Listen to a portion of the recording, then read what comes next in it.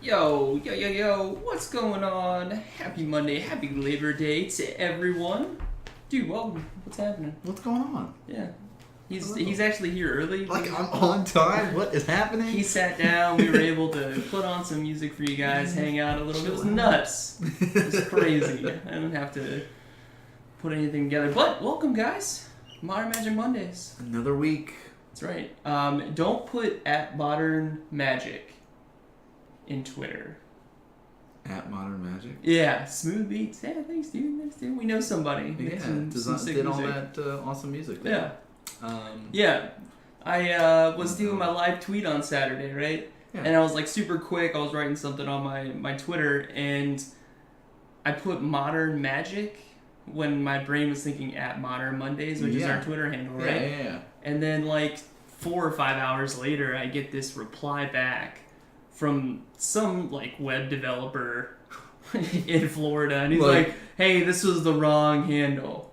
And I went, "Oh yeah, totally. You're right. You're absolutely right. My bad, dude." So Modern Magic is at Modern Magic is not Magic the Gathering related at all. It's just, I mean, I guess he's a web developer, so he's bringing the magic to you guys on the internet. Okay. Yeah, I didn't even catch. But yes, at Modern Mondays. That's a perfect segue. Is really the best way to check us out for the show. Yeah. Of course, at Farmers R&R. And at The Real Nan Man is the best way to keep track of us and what sort of stuff that we're doing. True. All that kind of good stuff. Yeah. But I actually was really glad that you did all that tweeting because I was out of town this weekend. Yep. And I missed a lot of the coverage. And when I was up in New York where there's like no service and no internet, so that was always fun being off the grid for a little bit.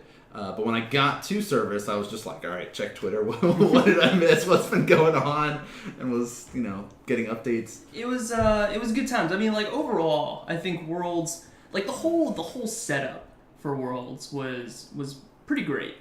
It was 5 days of Magic. Yes. Is what they've done. So from actually Thursday, Friday, 5 days. So from Thursday all the way up, something was going on the Magic Twitch channel, on the Magic YouTube channel. Yeah. So they constant had content. Yes, which I think they're taking to heart what individuals like us, people at home, are kind of hoping for in their stream, is just to have that flow of content, no matter what it is, right? So you had like the world building panel.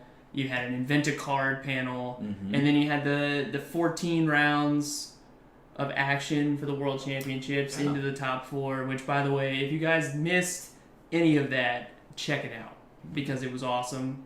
I just peeked in on BBD, which congrats to him. Yes. Brian Brown doing. Spoiler alert, new world champ. That last game, or that last, that last finals game was like an hour or something, wasn't it? Yeah, well, I checked in periodically, and they were still in the same board state. They're playing basically dice the same are everywhere. They've got creatures everywhere, and I'm just like, I don't even know. I should have just started at the beginning. Yeah, so I came in at the end. Yeah. And got to see him win, but the whole setup leading up to it, I was like, I'm just gonna go and work on my stuff and have that on my second monitor. Mages, tireless trackers, the whole deal. Yeah. But congrats to BBD, banting it up in every format. Yeah. Bant Eldrazi for Modern and Ban Humans in Standard. So. Yep. So yeah. Seems to work out well for him. But we're here for Modern Magic Mondays, right? And we'll talk a little bit about some of the Worlds decks and stuff like that to let you guys know. I mean, the season's kind of winding down a little bit for the Opens and GPs and stuff. There's not as many Modern ones around, but still, for you guys that are going to other events, like we have an IQ coming up. True. What's up, dude? Which is September 18th, which I'll post up the link using Brett's stuff because why not?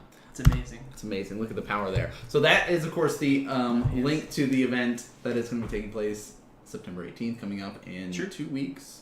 At Comic Kung Fu. Bam Bam, Comic Kung Fu. Right, potential live coverage. Yes, we are talking about live coverage, so you can see our bright and shining faces.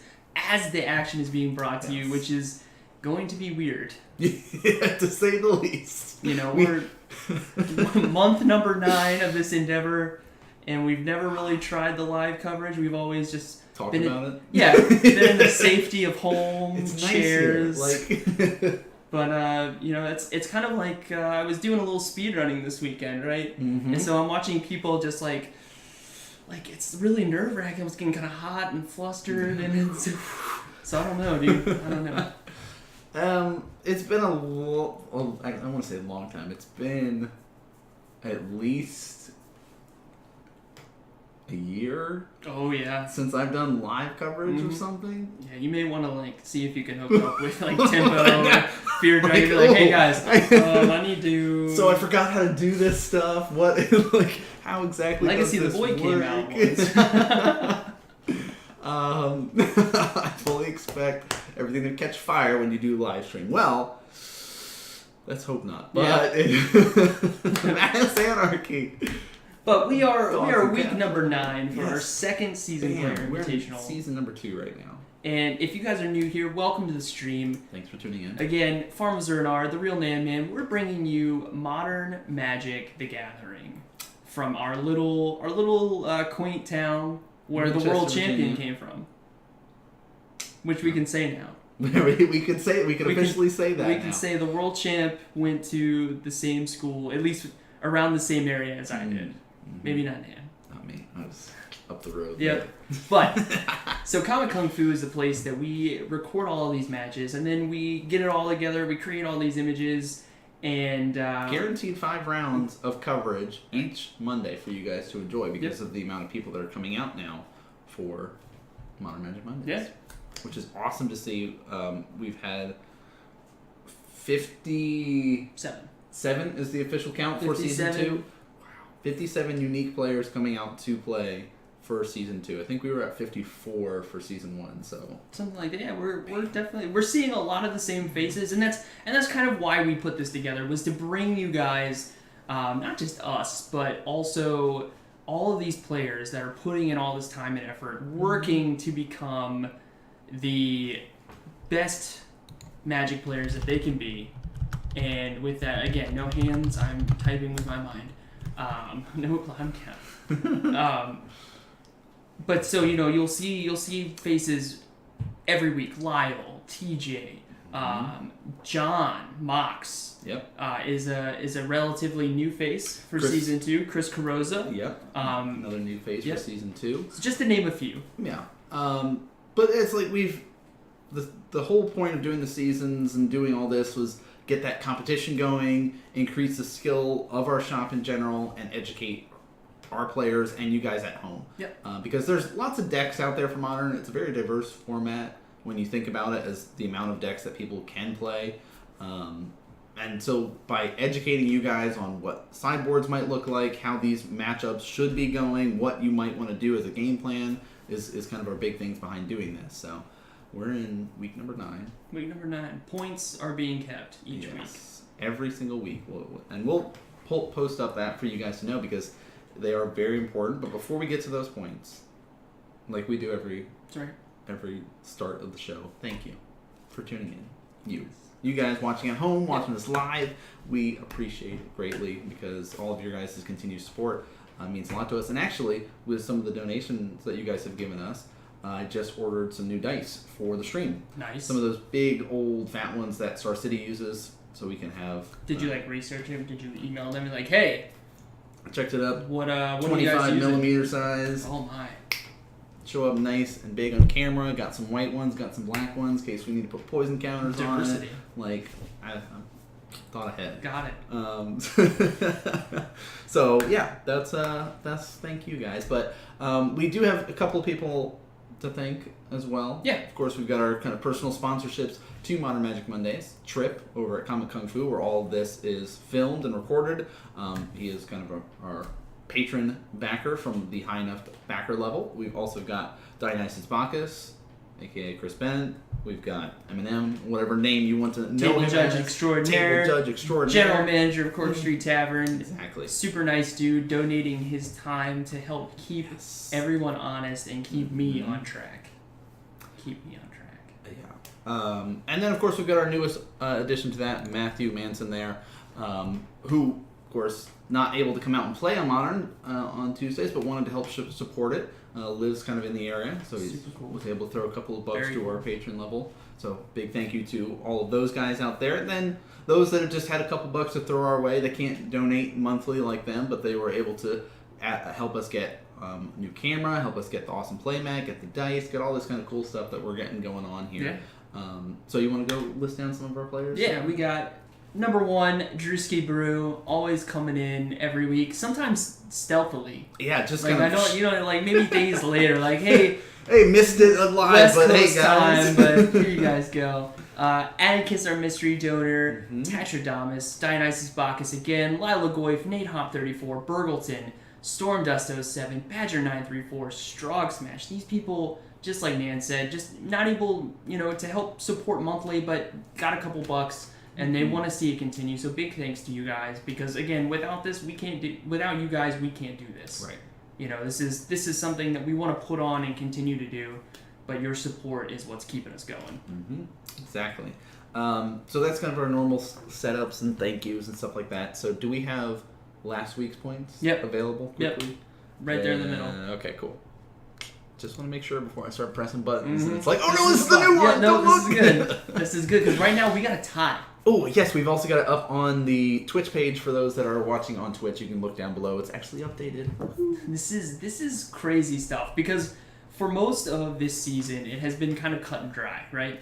Yeah. Eric's been at the top. He's been holding it down. This is kind of what we talk about. This was the season of you gotta show up to get the points. This is the season where everybody in the top 8 has missed at least 1 week. Yeah, which I get. Summer, you gotta take vacations, things like life that, going out happens. of town. It's no big deal, but it's funny because a lot of our guys have missed like 1 to 2 weeks too. It's not just like yeah, it's true. Or they'll have they'll show up but do like, I only got 3 points this week. So it's like really poor showing. So it's very close for our top 8. Like last season we had like 120 points for first place or something, and like second and third were like 90.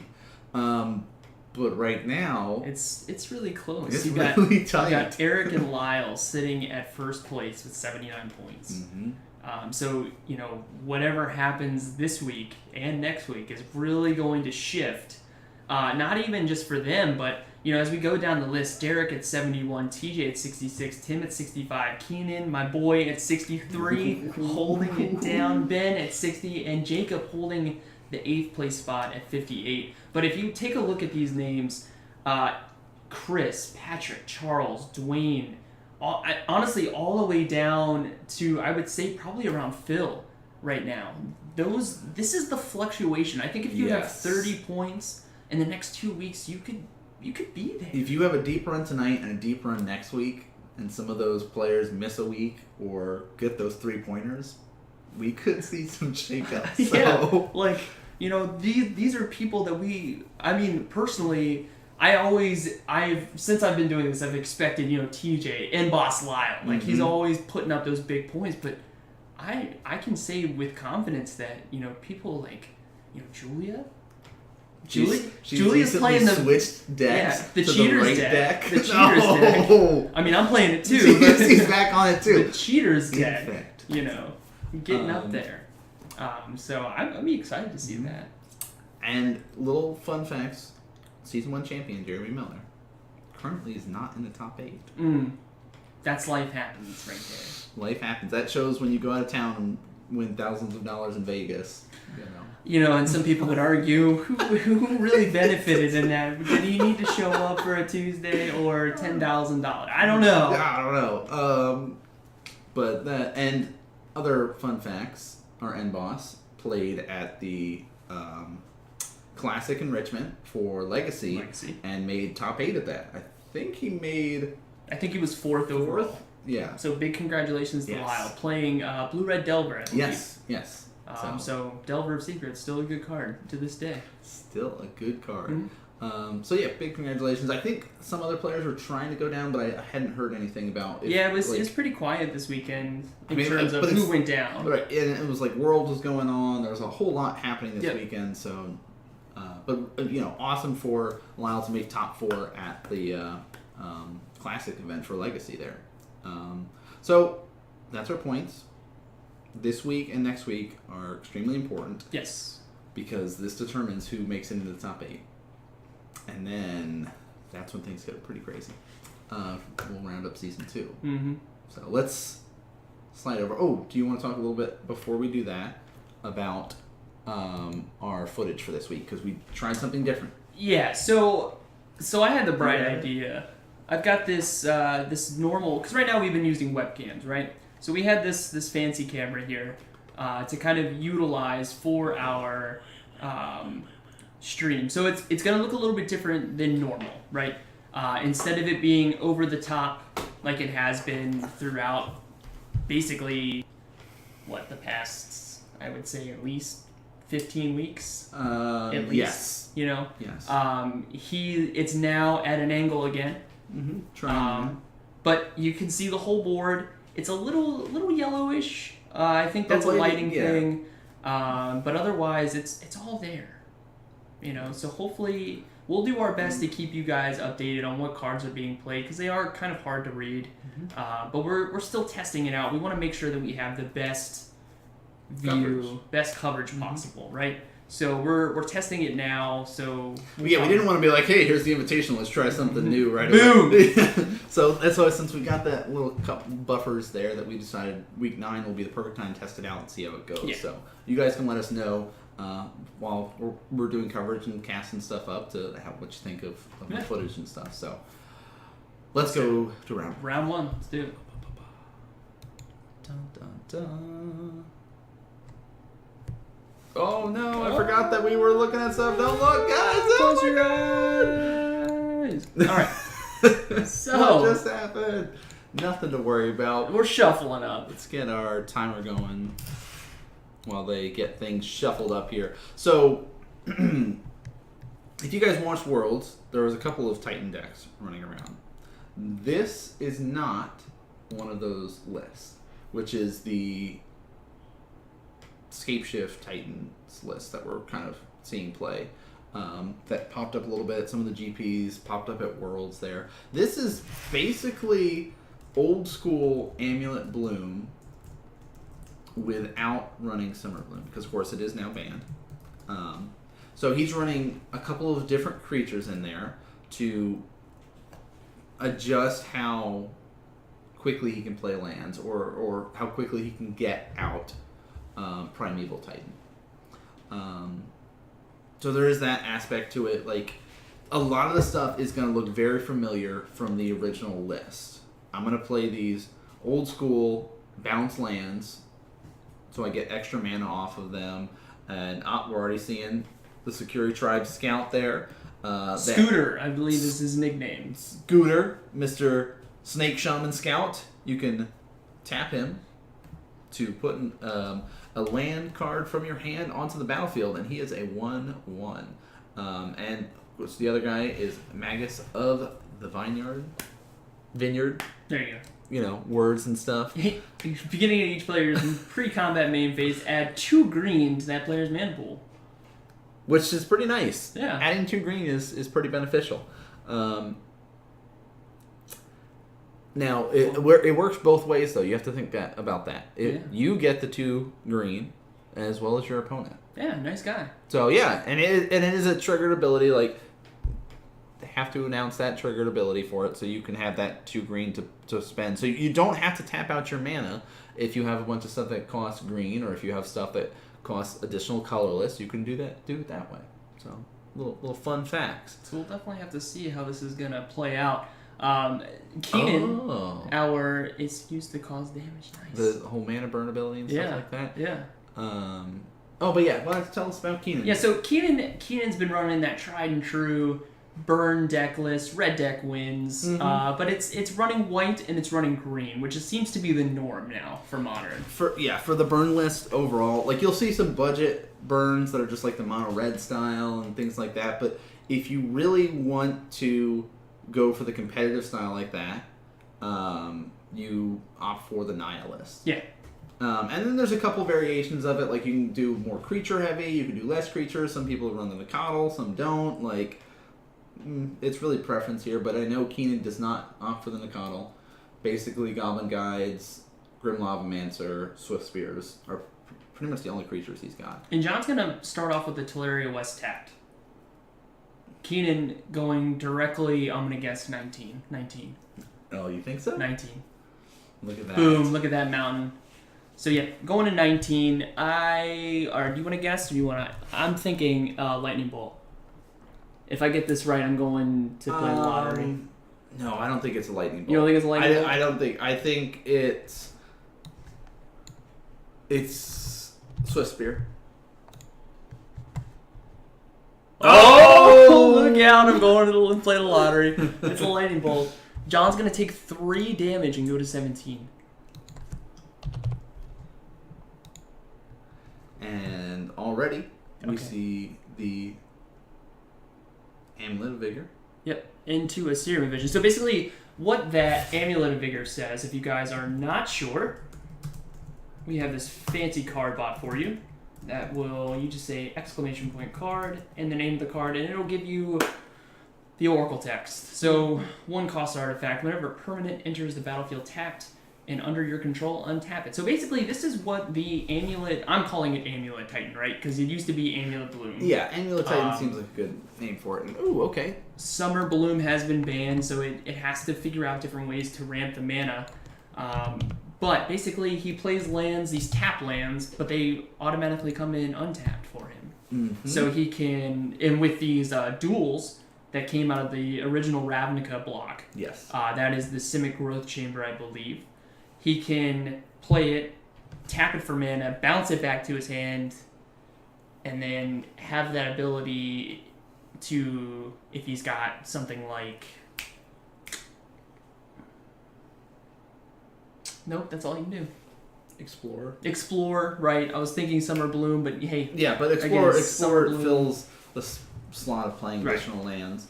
But like some of the ways, like you can just sit there and float mana, additional mana depending on how many amulets you have on the battlefield, and like can generate additional mana. And there's like cool little nuances with the deck that you can be able to actually pull off there. So Azusa, there it is. Azusa gets you those extra lands, lost but seeking. Okay, so this is him saying I'm going to generate a blue and there a green, she is. And bounce that guy right back to my hand. And with that green off of the other growth chamber, he'll be able to play Azusa.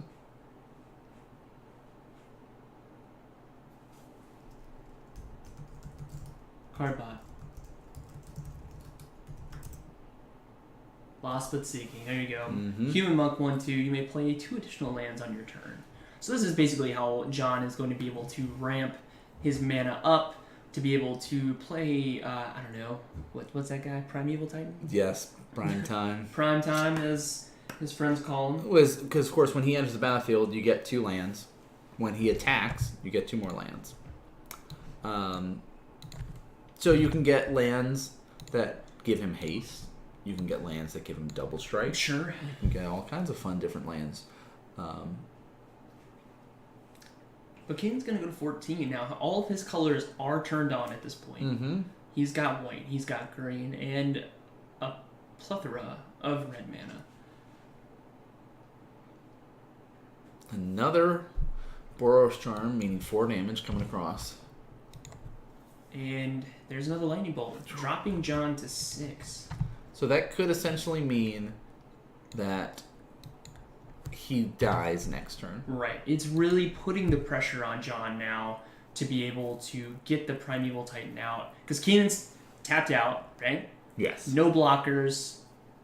So now is the time. It's prime time, right? Mm-hmm. Get this Titan out here. Here's a Simic Growth Chamber. Return that to my hand. Yep. Float more mana. By the way, I got 2 more. Oh. Summoner's Pact. Alright, so 1, 2, 3, 4, 5, 6. He has 6 mana to play the prime time after the Summoner's Pact. And he's gonna cut it short here. You know, he's very proficient with this deck. Here is the Slayer Stronghold, I believe. Yes. To give haste and vigilance, and Plus. that's Boros Garrison.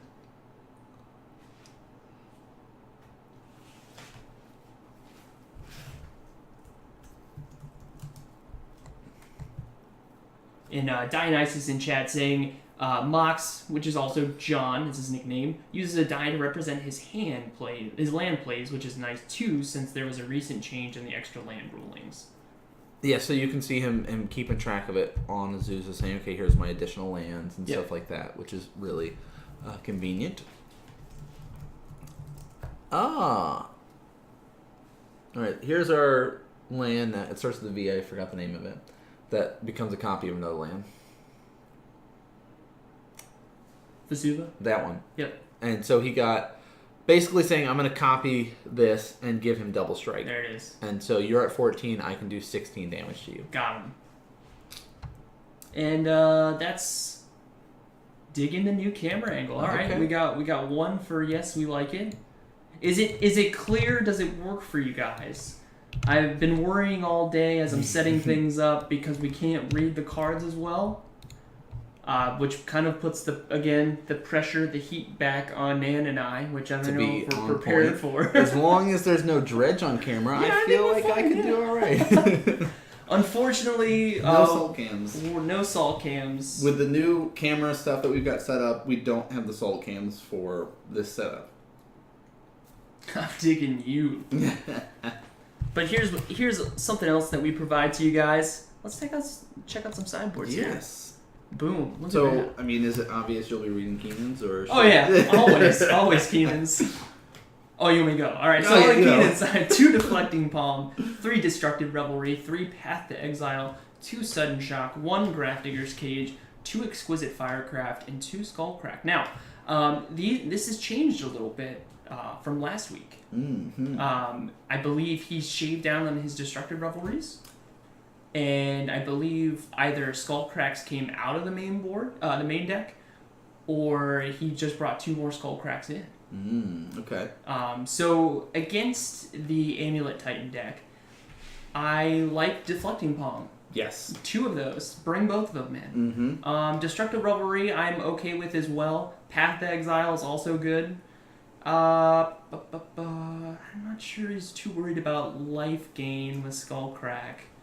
But Path to Exiles and Deflecting Palms, most definitely, to deal with that hasty Primeval Titan. Yeah, you're not going to see Mox make a bunch of creatures. He's not going wide. No. It's all about that, just one creature going deep and seeing if he can get there with that one creature. So the Deflecting Palms, Path to Exile, that disruption stuff seems great. Okay, so we saw one Primetime come out, Simeon Spirit Guide, stuff like that. So we already got some ideas about what Mox is bringing in here. But let's get a full list of what he's running in his sideboard. He's got 1 Dismember, 1 Pithing Needle, 1 Swan Song, 2 Pyroclasm, 1 Radiant Fountain, 1 Bajuka Bog, 1 Slaughter Pack, 1 Nature's Claim, 1 Melira, Boo, 1 Spellskite, 1 Hornet Queen, 1 Relic of Progenitus, 1 Seal of Primordium, and 2 Thragtusk.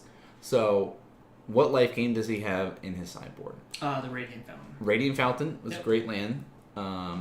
Thragtusk. Yep. So there's additional life gain that he can be able to bring in. He has the option,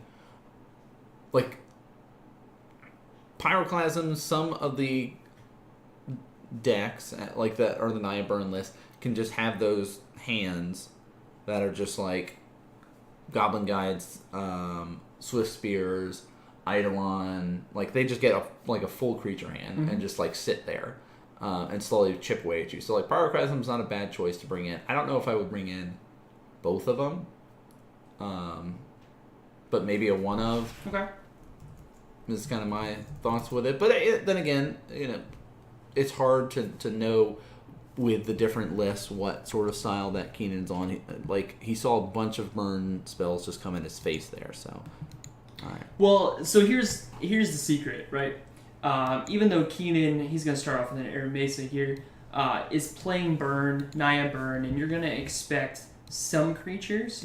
He's more just focused on burning you down. Yes. Right? He for runs face. the lava spikes, the rift bolts, the lightning bolts. You saw Boros Charm. He's not It's not a pseudo zoo list per se, but he's less creature heavy, more burn spell. Mm-hmm. So Pyroclasm is not as good at least in this specific matchup. Yeah. But nice to have it just in case. Yeah.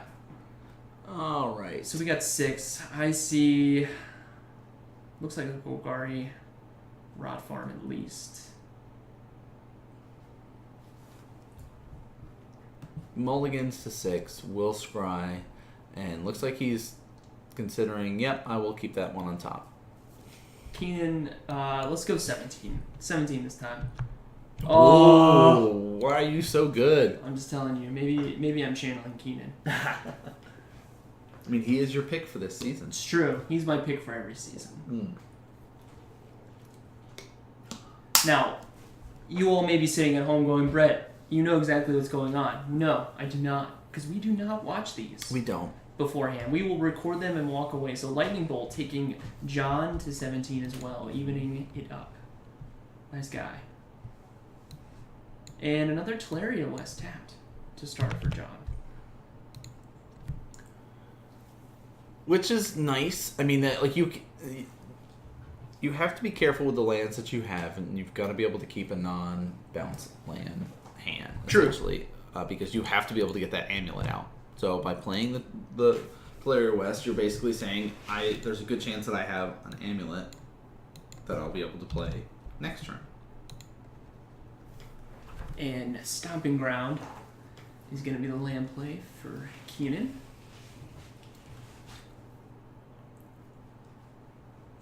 Suspend, and there you go. Rift Bolt. Yep, that's fine. Man, those dice are going to be nice. Right? Here's another Lightning Bolt.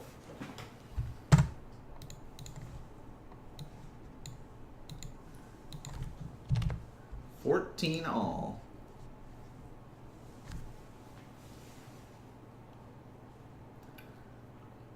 Alright, let's see if he's got an amulet or not.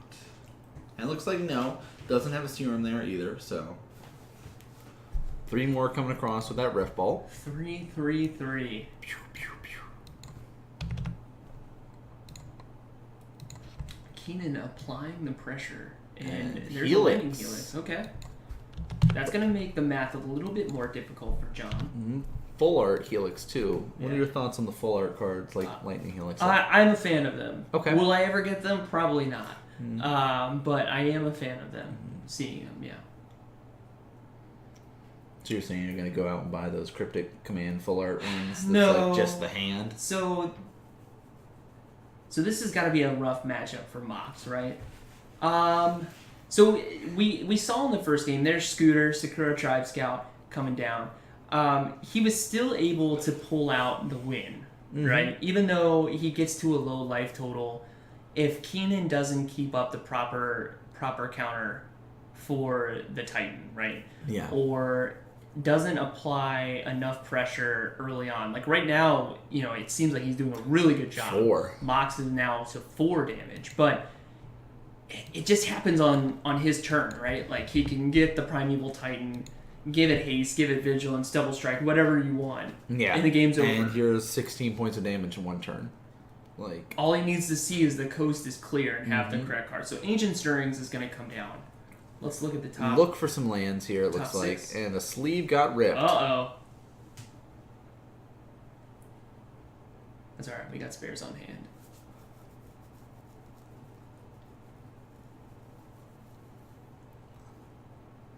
Alright, taking a gander. He can also be looking for Amulet here. True. Um, I feel like though he needs to be prepared, being at 4 life, that any burn spell is going to get him.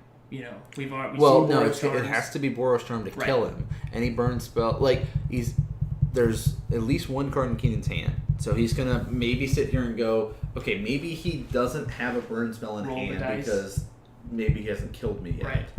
So he basically has to get a Boros Charm to kill me. If he gets just a Lightning Bolt or something like that, I have 1 extra turn to try to live.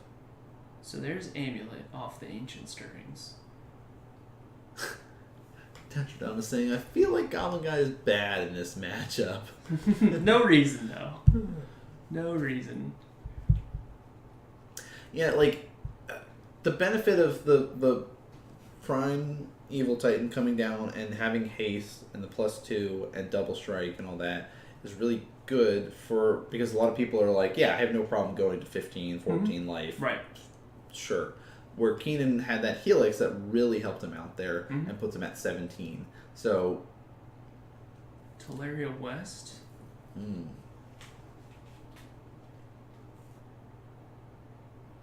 You know, I thought this deck was already really complicated when you had Summer Bloom, but seeing it now, where you have to make sure that you have the right, Sakura Tribe Scouts out there and that you're untapping that land. Does he go for Pact Negation here? Yeah. Sorry to interrupt. So he transmuted here to get one of his packs. And basically sitting here saying, if I get Pact of Negation, I get to live. Yeah, stave off and live for one more turn. Because if you play any burn spell, I'm going to counter it. And Gemstone Ancient Mine. Stirrings into a Gemstone Mine. Sure.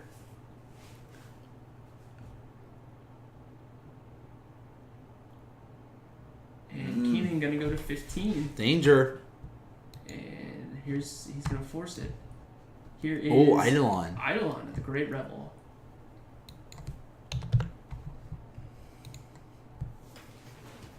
Alright, let's think. Summoner's Pact is 4, right? Yes, it should be. I think 2 colorless and 2 green. Or 2 colorless. it's 0. Green. Well, yeah, all the packs cost 0. Right. But the upkeep cost Right, okay, is always Pact Negation is 5 for its upkeep cost, 3 and a blue.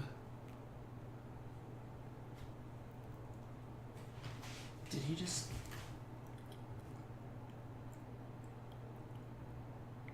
Just hard cast. Did he hard cast his Primeval Titan? Yes. Okay. He gets 4 mana from his lands up at the top there, and then was able to generate 2 more. So the Garrison and the Slayer's Stronghold come down.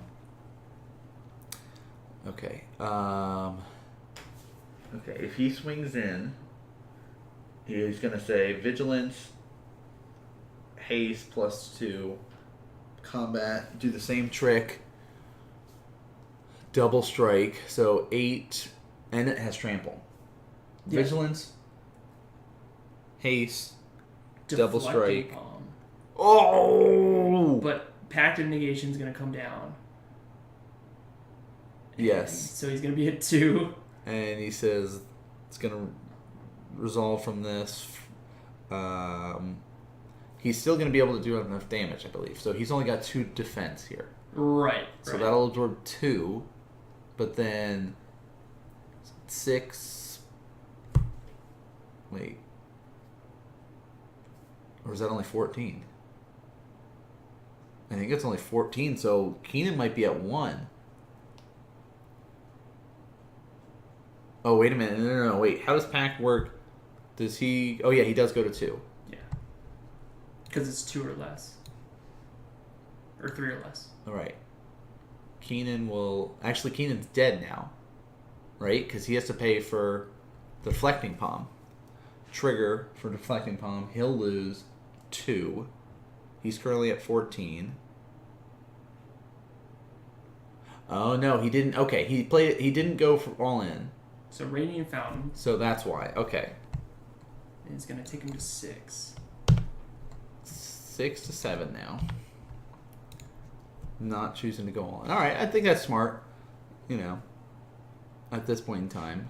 Well, no cards. Yeah, no cards. Yeah, no cards. That was so... that was it. Oh no, he has one. Which is What? Wild Nicodle. Interesting. Making me eat my own words. Well, he did say he just switched things up. True. But now he's got 2 blockers here. But Nicodle's a 3/3. that's still only 5 toughness. 5 toughness. He's going to say, okay, double strike. Yeah.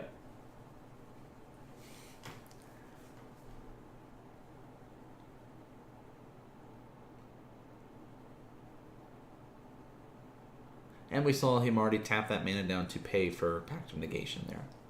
Because if you do not on your upkeep, you lose. I always liked when... Simple. It was funny, like, Amulet Bloom as a deck is it's very complicated. There's a lot of lines of plays. And you would always see a lot of new people trying to pick it up and like, oh man, this is doing so well, I want to try it out. And they'd forget their pack triggers. Yeah. Or they'd do things like that and like die and stuff. That's why a die on top of your deck is always important after you play one of those packs. Yes, it is. Because nothing hurts more than going, alright, draw. Dang it. You win. And there's the hand. Yep. So John is going to take that 2-0 against Burn. Yeah. Playing it really safe for that game number 2 there. I like that. I think instead of going all in, just making sure that he was going to have it. Yeah. You know, there was, at that point, there was no way after the Radiant Fountain, I think, for Keenan to deal... Well, no. I don't think there's any way he can deal 6 damage. No, because Primeval Titan had Vigilance, so it was not tapped. It was not tapped. So there was no way he was going to be able to sneak in any extra damage that way. But I mean, we've talked about this time and time again about the burn deck in general. But once you dump your hand and you're in that sort of top deck mode, unless you are playing against a very low to the ground deck. Mm-hmm. That's got a lot of low cost stuff where you can just play Eidolon and say, okay, you're locked out of the game. Yeah, go for it, dude. Play it. You get in this top deck mode where it's like, alright, burn spell, cool. Face, pass turn, land, great. pass turn. Like, it's tough. Yeah. So, like, there's those stages where you have to sit there and think, okay, what can I do to help me out and help my win chances? And Mox is a really skilled player. He's been playing for a long time, and he's playing a very complicated deck. So that's another thing where I don't believe Keenan was playing when Bloom Titan, Amulet Bloom was a thing. So I think that's his kind of first little reaction with things of like, all right, maybe I can get there with the deflecting palm and try to do stuff like that, even though there's the Pact of Negation and different things. So it was lots of complicated lines of play in that matchup, and I think they all navigated them the correct way. It didn't I think seem so. like we Yeah, saw any obvious mistakes from these players for it. So no, to kind of back up what you said about burn, it's kind of you just get to the point where you're like, all right, here's hoping I get something. Nope. Maybe, you know, it's eventually you just get there's nothing you can do but hope that you're going to draw into something. Yeah, this isn't back in the day of Treasure Cruise in Modern, where Treasure Burn Cruise was splashing blue just for Treasure Cruise. Seems nice. Yeah. Seems pretty good. So that was round number 1. Yeah. Let's take a look at our standings. Yep.